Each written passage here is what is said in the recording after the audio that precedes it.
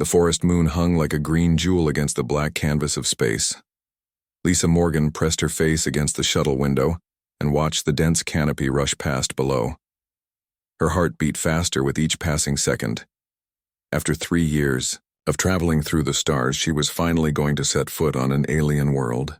The shuttle touched down in a clearing surrounded by twisted purple trees.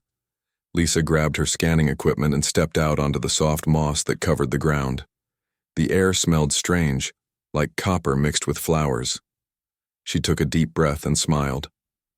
This was why she became a scientist. This moment right here. Commander Jake Sullivan followed her out, his hand resting on his weapon. He was a tall man with short gray hair and eyes that never stopped moving. He had spent 20 years in military service and trusted nothing he could not shoot.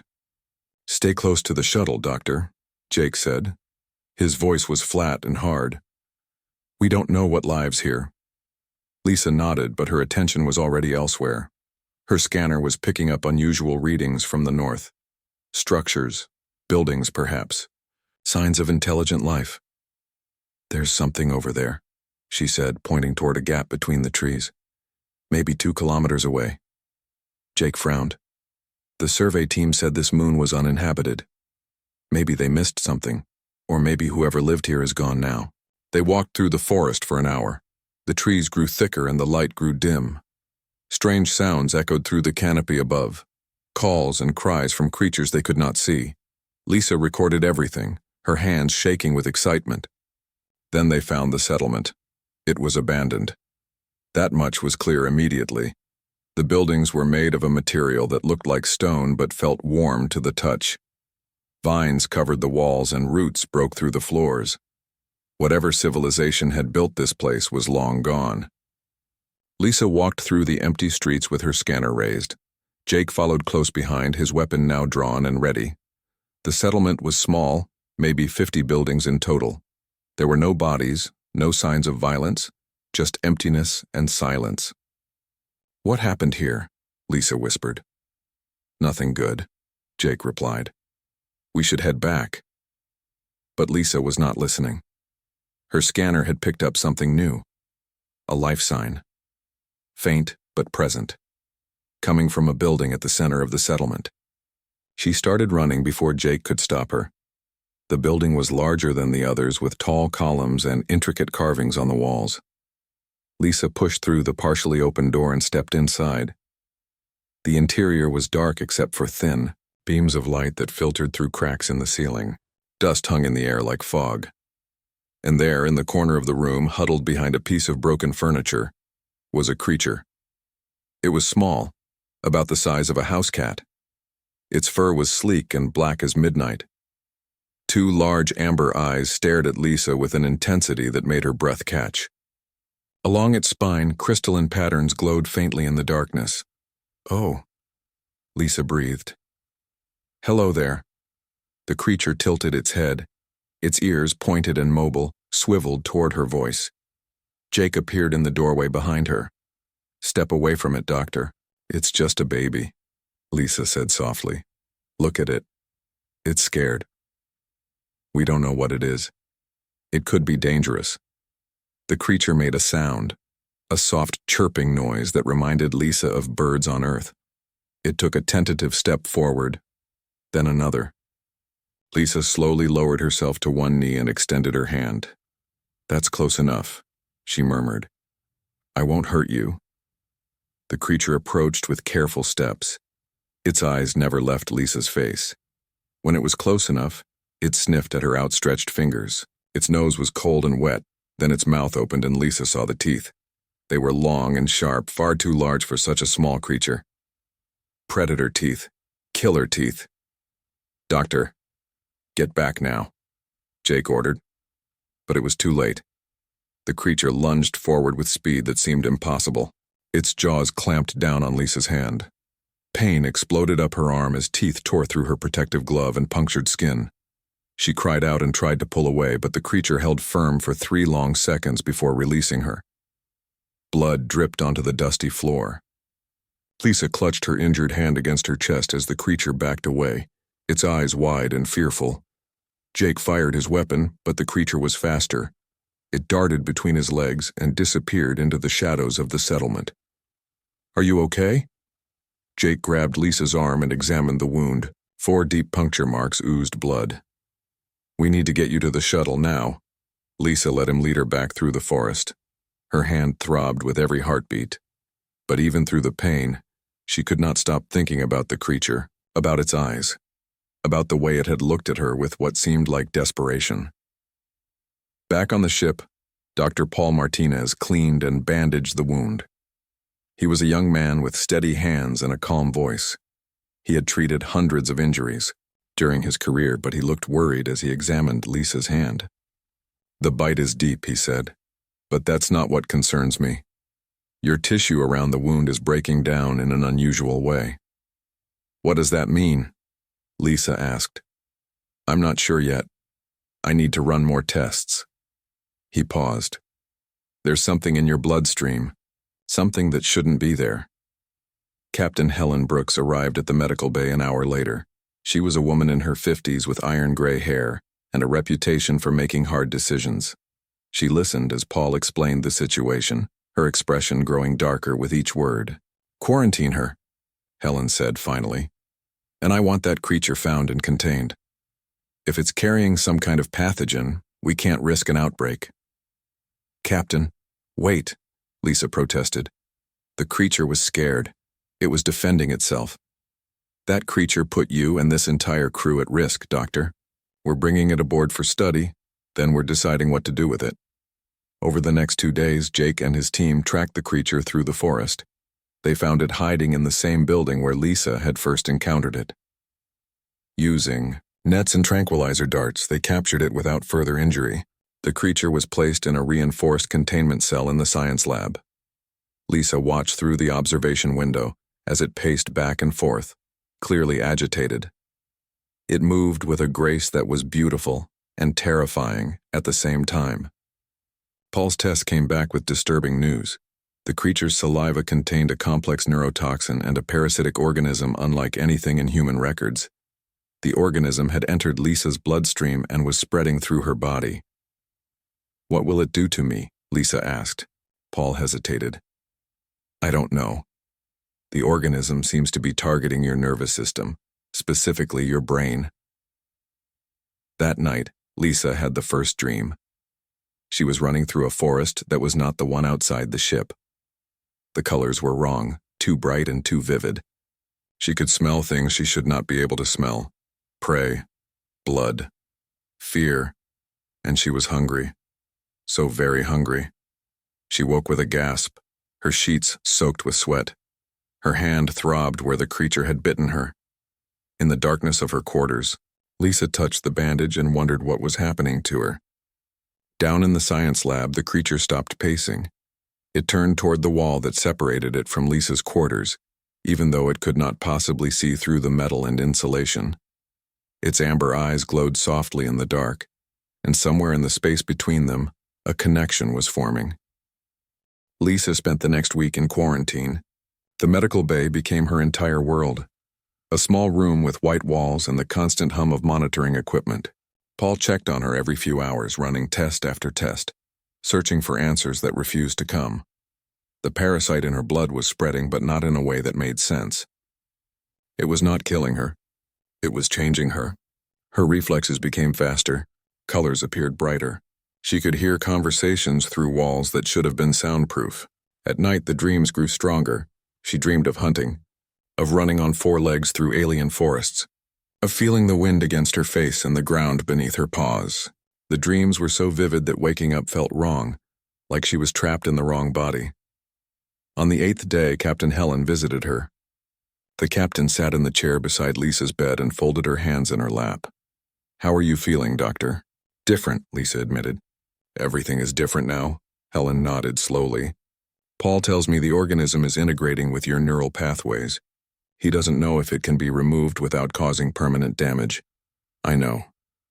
We've been researching your creature, running its genetic profile through every database we have." Helen paused. "We found a match," Lisa sat up straighter. "What kind of match?" 3 civilizations in the Outer Rim were destroyed 40 years ago. Completely wiped out. No survivors. No warnings. Just entire planets gone silent. Helen's voice was grim. Survey teams found claw marks on buildings, burn patterns from biological weapons, and genetic material from a species we've been calling the Vrexian hunters. Lisa felt her blood turn cold. And the creature?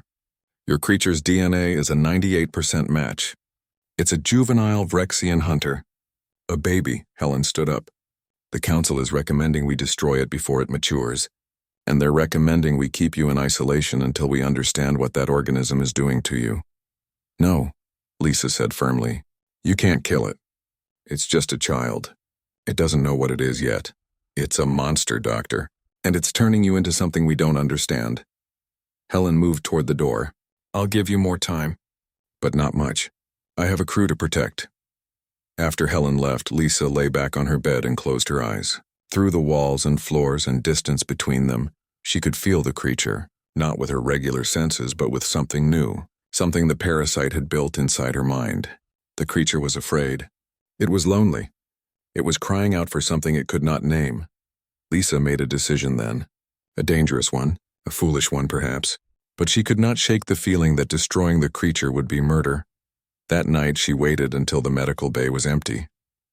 Paul had gone to get dinner. The security guard outside her door was distracted by his tablet. Lisa slipped out of bed, still wearing her medical gown, and walked barefoot into the corridor. The ship was quiet during night cycle. Most of the crew was either sleeping or working in other sections. Lisa moved through the halls like a ghost, avoiding the main passages, using maintenance corridors she had memorized from the ship's blueprints.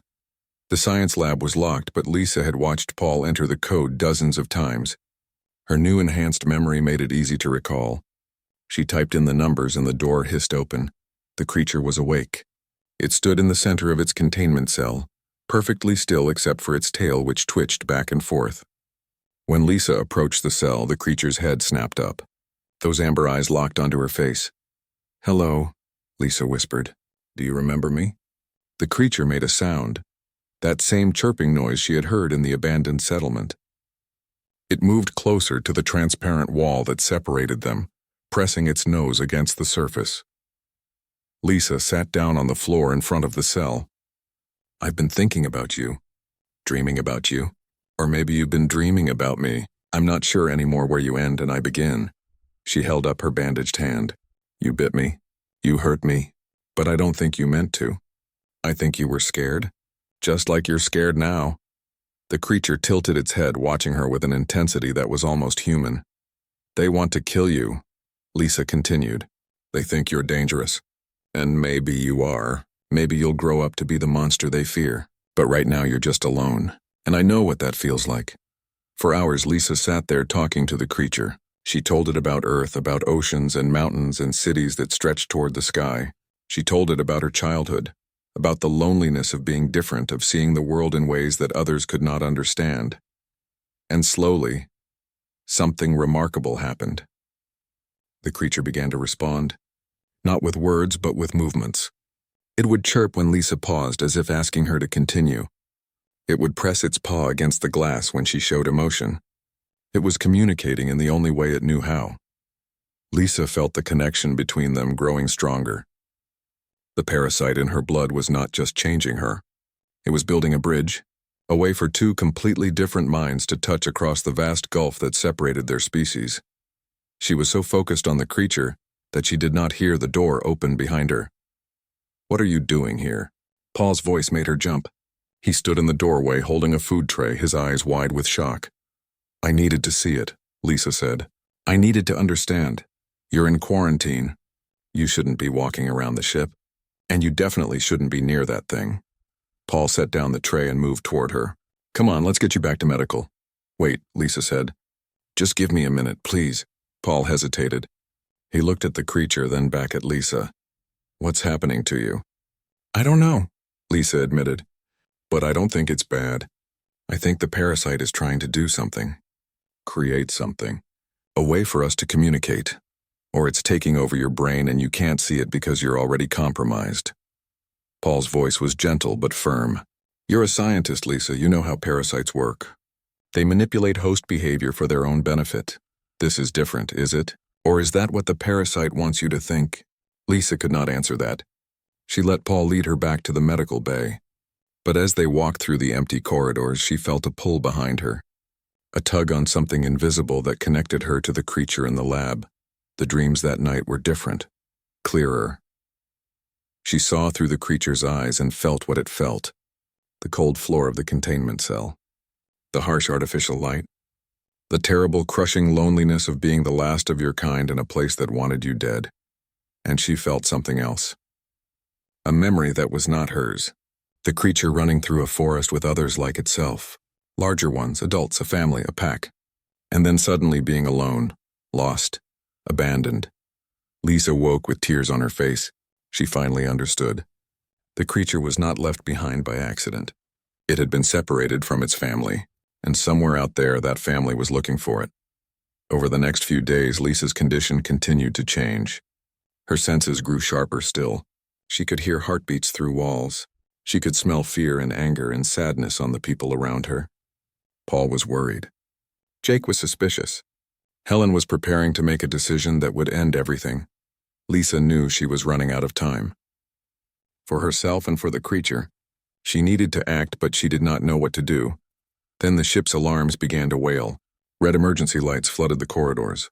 Lisa sat up in her medical bed as Paul came running into the room. "What's happening?" she asked. Paul's face was pale. A distress signal. From the mining colony on the 4th planet, they're under attack. Attack by who? Paul pulled up a video feed on the wall screen. Lisa watched in horror as the footage showed massive creatures tearing through the colony's defenses. They were huge, at least 3 meters tall, with armored black hide and glowing crystalline patterns along their spines. They looked exactly like the creature in the lab, only fully grown. Only lethal. Only unstoppable. "Oh no," Lisa whispered. "They're looking for it. They're looking for their baby." Helen's voice came over the ship's intercom. "All hands to battle stations. We're changing course to intercept. Whatever those things are, we're going to stop them." Lisa stood up, her legs shaky but strong. "We can't fight them. They'll destroy us. Then what do we do?" Paul asked. Lisa looked at him with eyes that glowed faintly amber in the emergency lighting. "We give them back what they're searching for." She pulled the IV from her arm and ran from the medical bay. Paul called after her, but she did not stop. She ran through the ship with speed she should not have possessed, her bare feet silent on the metal floors. The science lab was locked down due to the emergency, but Lisa entered the code with trembling fingers. The door opened and she rushed to the containment cell. The creature was agitated, pacing and growling. It could sense what was happening. It knew its family was close. "I understand now," Lisa said. She placed her hand on the control panel that would open the cell door. "But I need you to understand too." The creature stopped pacing and looked at her. "If I let you out, you have to trust me. You have to let me help you." Lisa took a deep breath. "And you have to help me save everyone," the creature chirped once. A sound that might have been agreement or might have been nothing at all. Lisa opened the cell door. The creature stepped out of the containment cell with careful movements. It looked at Lisa, then at the open door, then back at Lisa again. For a moment she thought it might run. Instead it moved closer and pressed its head against her leg. Lisa felt the touch like an electric shock. The connection between them flared bright and hot. Images flooded her mind. She saw the creature's memories more clearly now.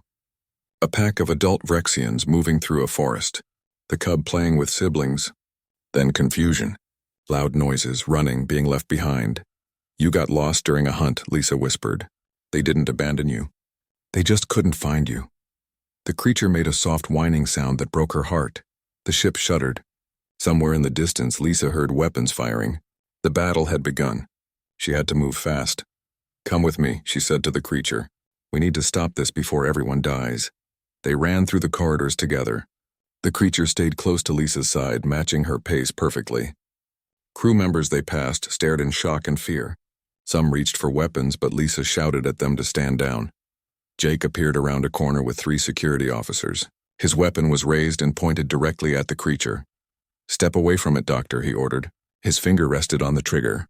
"No," Lisa said firmly. She positioned herself between Jake and the creature.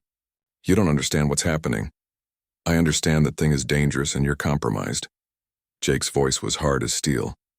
"The captain wants it destroyed. Move aside." Those things attacking the colony are its family. They're looking for their cub. If we kill it, they'll never stop. They'll hunt us across the galaxy until we're all dead. Then we'll fight them. You can't win. You saw the footage. They're tearing through military defenses like they're made of paper. Lisa took a step forward. But maybe we don't have to fight. Maybe there's another way. The ship shuddered again, more violently this time. The lights flickered and died, replaced by emergency backups that cast everything in red. We don't have time for this, Jake growled, but he lowered his weapon slightly. What's your plan? Let me go to them. Let me bring the cub to them. Maybe they'll leave us alone if we return what's theirs. Or they'll kill you and then kill the rest of us anyway. Maybe, Lisa admitted. But doing nothing guarantees we all die. At least this way we have a chance. Jake studied her face for a long moment. Then he pressed a button on his communicator. Captain, this is Sullivan. I need you to hear something. Helen's voice came through, crackling with static. Make it quick, Commander.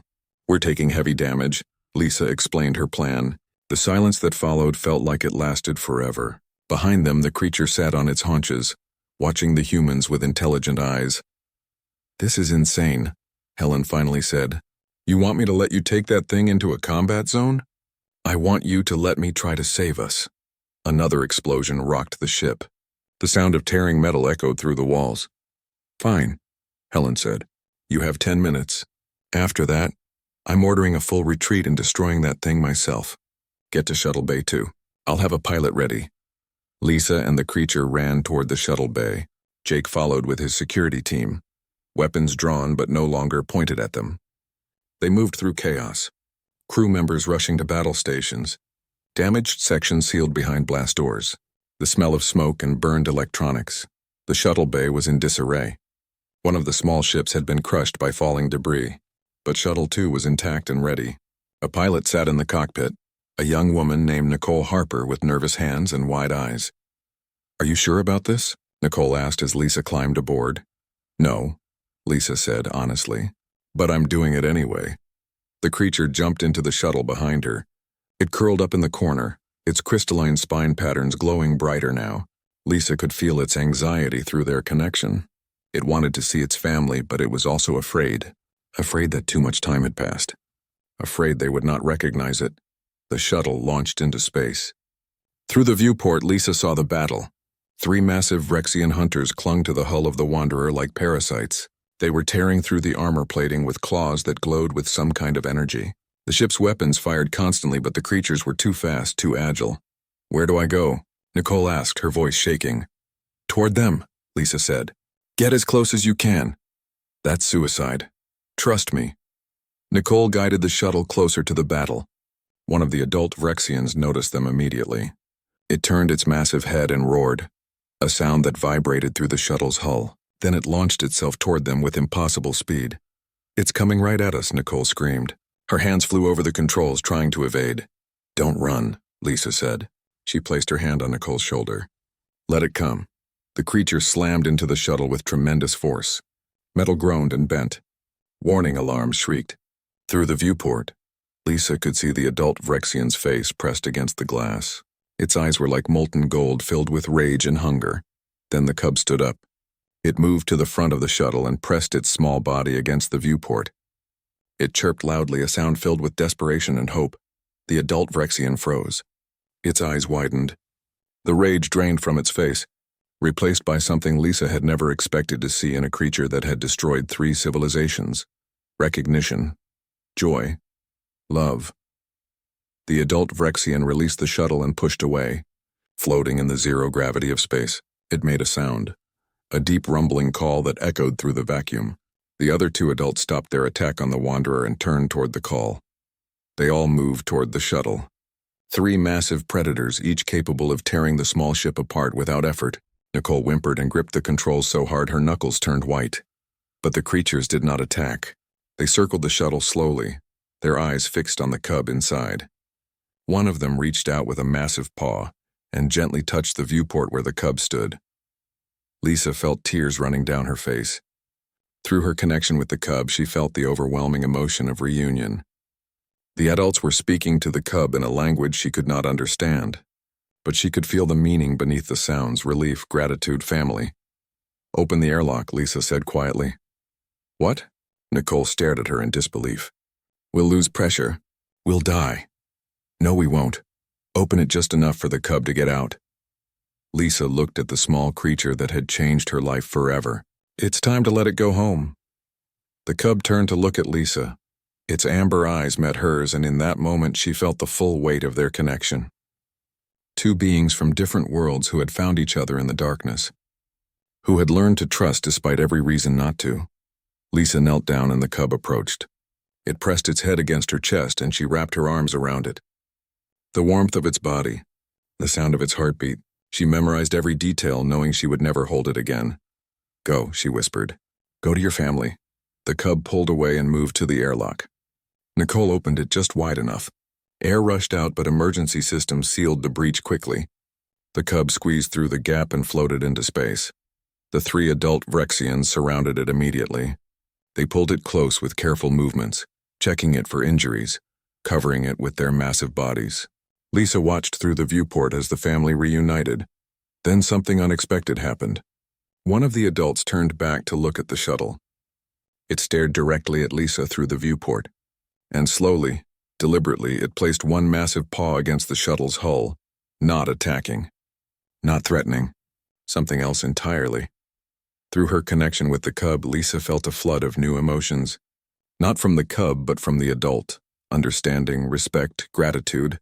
The Vrexian recognized what Lisa had done, recognized that she had protected their young, that she had returned what they thought was lost forever.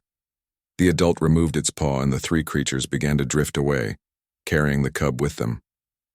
They moved back toward open space, away from the Wanderer. The attack was over.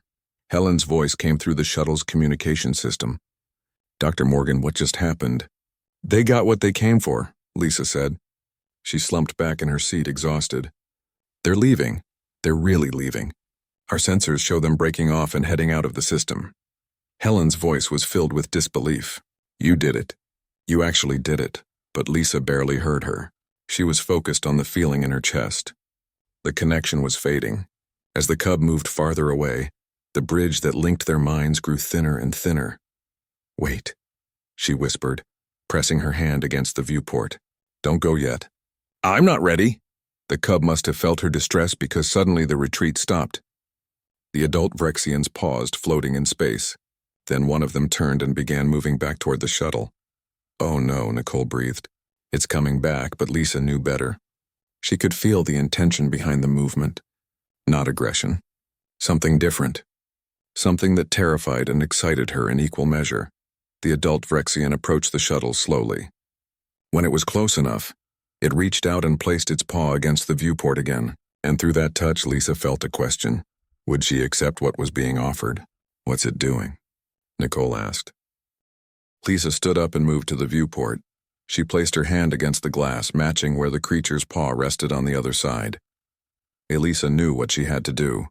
The adult Vrexian floated outside the shuttle, waiting for her answer. Through the thin connection she still shared with the cub, she could sense the creature's emotions. Hope mixed with concern.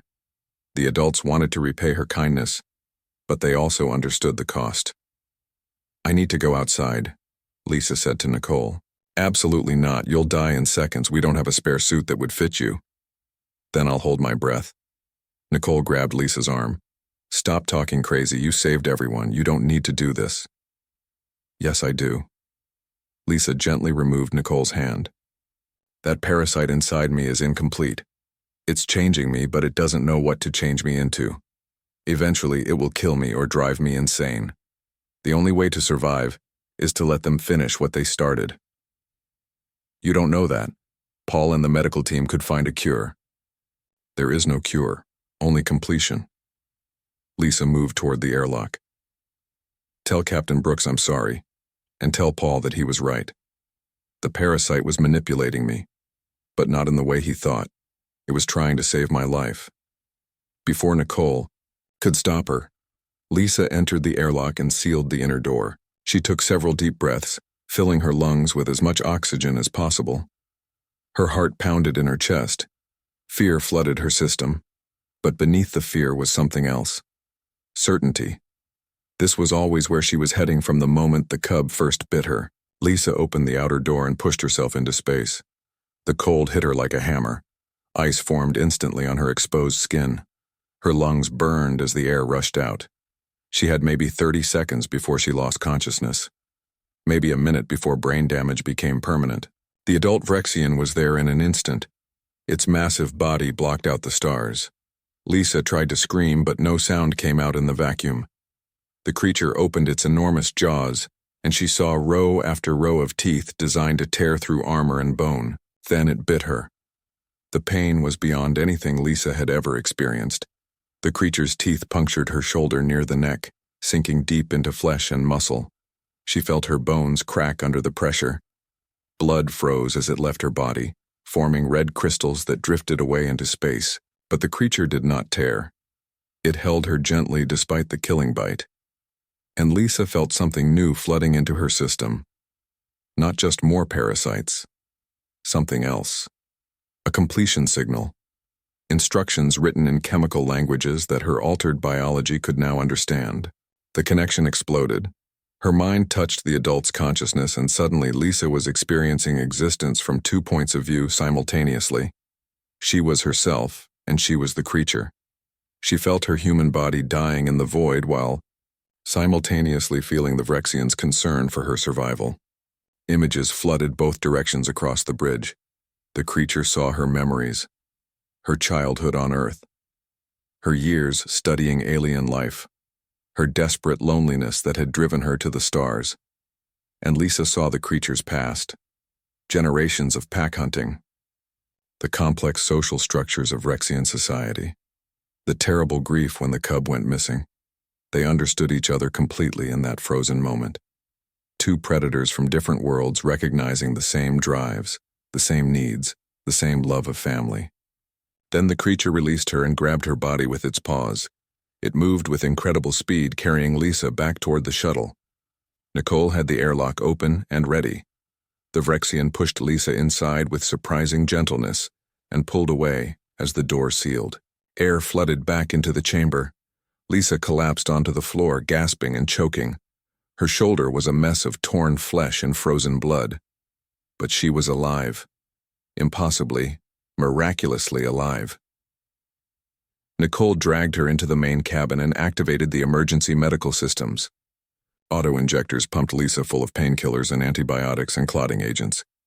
The shuttle's basic medical scanner showed damage that should have been fatal. "Stay with me," Nicole begged. "Please stay with me. We're heading back to the ship right now." But Lisa could barely hear her. The completion process had begun, and it demanded all her attention.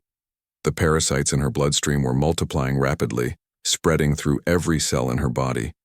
They were rewriting her genetic code, incorporating Vrexian DNA into her own.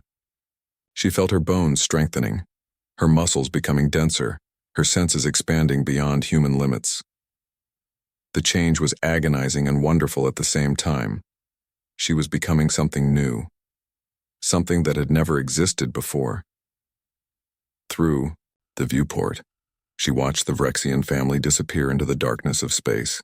The cub looked back one last time, and Lisa felt its farewell through their permanent bond. Not goodbye forever, more like see you later. The connection would never fully break now. No matter how far apart they were, some part of them would always touch.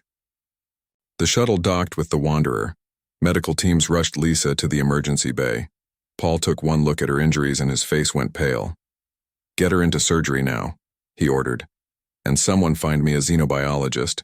I have no idea what I'm dealing with here." The next hours passed in a blur of pain and drugs and bright lights. Lisa faded in and out of consciousness. When she was aware, she heard voices arguing above her. The transformation is accelerating. Her entire genetic structure is being rewritten. Can you stop it? I don't know. I'm not even sure we should try. If we interrupt the process now, it might kill her. And if we let it continue, she won't be human anymore. At least not completely. Lisa wanted to tell them it was okay, that she had chosen this. But her mouth would not form words. Her body was too busy changing into something else. She dreamed while unconscious, but these were not the confused dreams from before. These were clear visions shared across the neural network. She saw the Vrexian, homeworld, a planet of endless forests and crystal mountains. She saw their history, thousands of years of evolution that had shaped them into perfect predators.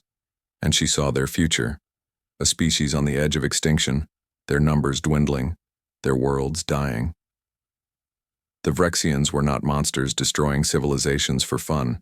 They were desperate survivors, taking what they needed to keep their species alive. The three civilizations they destroyed had refused to share resources that could have saved both races. Lisa understood now why the cub had been so important. Every child was precious when your entire species might die within a few generations. That was why the adults had attacked so fiercely. They were not evil. They were parents trying to save their child.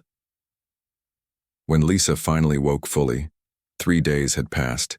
She was in a private room with restraints on her bed. Paul sat in a chair beside her, looking exhausted. "Welcome back," he said quietly. "How do you feel?" Lisa took inventory of her new body. Everything felt different, stronger, sharper, more alive than she had ever been. "Changed," she whispered. Her voice sounded strange, deeper with an edge of a growl beneath the words. "That's one way to put it." Paul pulled up a screen showing her genetic profile. "Your DNA is now approximately 40% Vrexian. Your bone density has increased by 300%. Your muscle fibers have been completely restructured. Your sensory organs have been enhanced beyond human normal." Am I still me? I don't know. Are you? Lisa thought about the question. She could feel both sides of herself now. The human woman who had spent her life studying the stars, and the Vrexian pack member who understood hunting and family on a level that went beyond words. Two different beings merged into one. "I'm more than I was," she said finally. "But I'm still Lisa Morgan. I still remember everything.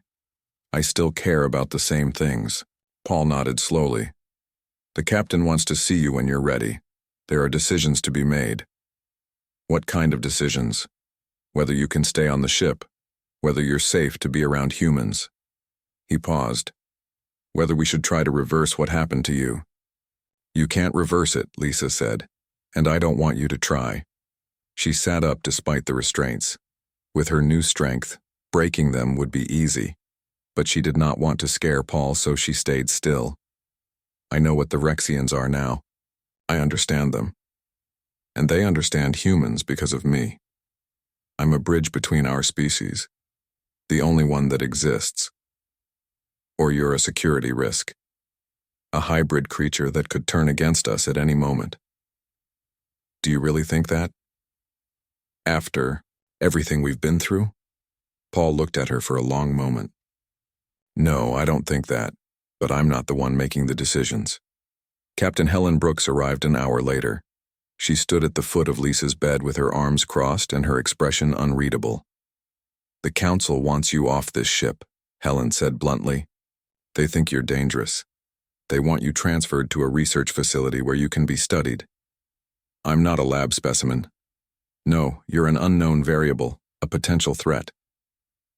Helen moved closer. "But you also saved this entire crew. Without you, we'd all be dead right now. That counts for something." "What are you saying?" "I'm saying I'm giving you a choice. You can go to the research facility where they'll poke and prod you for the rest of your life. Or you can stay here and help me figure out what the hell we just got ourselves into." Lisa looked at the captain with her enhanced eyes. She could see details she never noticed before. The tension in Helen's shoulders. The fear hiding behind the stern expression. The hope that... The Wanderer returned to the forest moon 3 weeks later. Lisa stood at the viewport in her quarters and watched the green world grow larger as they descended. Her shoulder had healed completely, leaving only 3 distinctive scars where the adult Vrexian had bitten her. The marks glowed faintly in the dark, just like the crystalline patterns on the cub's spine. She was different now in ways that went beyond the physical. Her reflection in the mirror showed amber flecks in her eyes that had not been there before. Her movements were quieter, more controlled. She could hear conversations from 3 decks away if she focused. And every night she dreamed of running through forests with a pack at her side. A knock on her door pulled her from her thoughts. Jake stood in the corridor with his arms crossed. He looked uncomfortable, like he was not sure how to treat her anymore. "Captain wants you on the bridge," he said. "We've picked up signals from the surface." "Phyrexian signals," Lisa's heart jumped. "They came back?" "Looks like it. A small group. Could be the same ones that attacked us." Jake's hand rested on his weapon. "Are they dangerous to us now?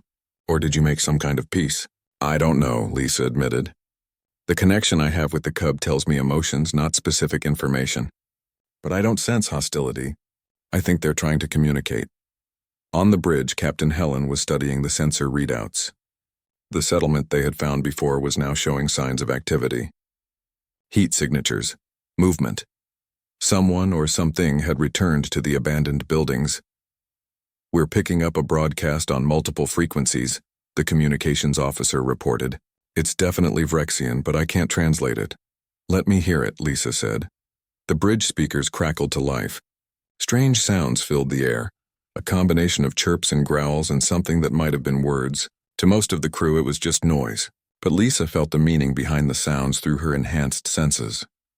"They're calling for me," she said quietly. "The cub is down there. It wants to see me again."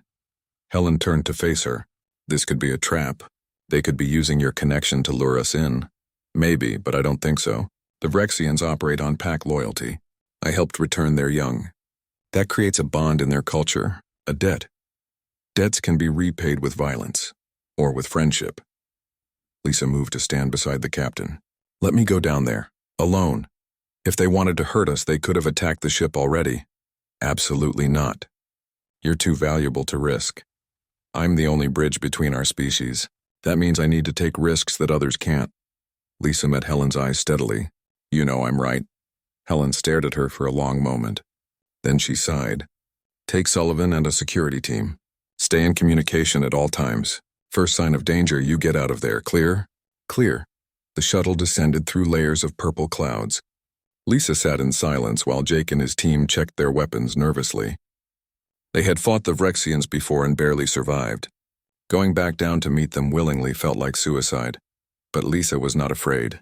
Through her connection with the cub, she could feel anticipation and excitement. The little one was happy she was coming. And the adults, while cautious, were not hostile. They landed in the same clearing as before. The forest looked different now, more alive. The trees seemed to lean toward the settlement instead of away from it, as if the world itself knew the Phyrexians had returned. Lisa stepped off the shuttle first. The air smelled the same, copper and flowers mixed together. But now she could detect other scents beneath, the musk of Phyrexian adults, the particular smell of the cub. Fresh kill somewhere nearby. The security team fanned out around her, weapons raised. Jake stayed close to Lisa's side, his eyes scanning the forest for threats. "Where are they?" he whispered. "Watching us," Lisa replied. She could sense the Phyrexians in the trees, hidden but present. "They're deciding if we're safe." "That's our line." Lisa smiled slightly. "Not anymore." Movement in the shadows. The cub emerged from between the buildings, moving with the confident grace of a young predator. It had grown in the 3 weeks since Lisa last saw it. Not much larger, but definitely stronger. More sure of itself. The cub chirped and ran toward Lisa. Jake raised his weapon, but Lisa pushed it down. "Don't," she said firmly. The cub reached her and pressed its head against her legs, purring like an enormous cat. Lisa knelt down and ran her hands through its black fur. The crystalline patterns along its spine glowed brighter at her touch. "I missed you too," she murmured. 3 adult Phyrexians emerged from the forest. Jake's team tensed, fingers on triggers. The massive creatures moved with careful steps, clearly trying not to appear threatening. But their size and presence were intimidating regardless of intent. One of the adults, the same one that had bitten Lisa in space, approached slowly. It stopped a few meters away and lowered its head in what might have been a gesture of respect. Through her connection, Lisa felt the creature's intention. It wanted to show her something. Something important. "They want me to follow them," Lisa said to Jake. "No way. We're not splitting up the team. I'm not asking for permission." Lisa stood up and moved toward the adult Phyrexian. "Keep the shuttle ready. I'll be back." "Dr. Morgan, that's an order." Lisa looked back at him. Her eyes glowed faintly amber in the shadows of the forest. "I don't take orders from you, Commander." "Not anymore. I'm something different now." She followed the adult Vrexians into the settlement. The cub walked beside her, occasionally rubbing against her leg. The buildings were no longer empty. Vrexian markings covered the walls, fresh and deliberate. This was claimed territory now. They led her to the large building at the center, the same place where she had first found the cub. But the interior had been transformed. The dust was gone, the broken furniture removed. In the center of the room was something that looked like an altar or a shrine. On the altar lay 3 objects. The first was a piece of crystalline material that glowed with inner light. The second was what looked like a weapon, organic in design but clearly functional. The third was a collar made of woven fibers and small bones. The adult Vrexian gestured toward the objects with one massive paw. Through the connection, Lisa understood. These were gifts, offerings, symbols of acceptance into the pack. The crystal was a piece of their homeworld. The weapon was for protection. The collar was a mark of belonging. Lisa picked up the collar with trembling hands. It was light despite its appearance and warm to the touch. When she held it, she felt the consciousness of every Vrexian in the pack. They were accepting her, making her one of them. "I don't understand," she whispered. "Why would you do this?" The answer came not in words but in feelings. Because she had saved their young. Because she had chosen to understand instead of destroy. Because she had become the bridge between worlds that both species desperately needed. Lisa put on the collar. It fit perfectly around her neck, settling into place like it had always been there. The moment it touched her skin, the connection deepened. She was not just linked to the cub anymore. She was linked to the entire pack. Their thoughts, their emotions, their very essence flowed through her, and her thoughts flowed to them. They saw humanity through her eyes, saw that humans could be fierce and gentle at the same time, could be predators and protectors, could learn and adapt and change. Understanding passed between species in a way that language never could have achieved. Lisa returned to the shuttle an hour later. Jake and his team were visibly relieved to see her alive, but they stared at the collar around her neck with uncertainty. "What happened in there?" Jake asked. "Everything changed," Lisa said simply. "We need to get back to the ship. I have a lot to explain." On the Wanderer, Lisa stood before Captain Helen and the senior staff. She wore the Vrexian collar openly, no longer hiding what she had become.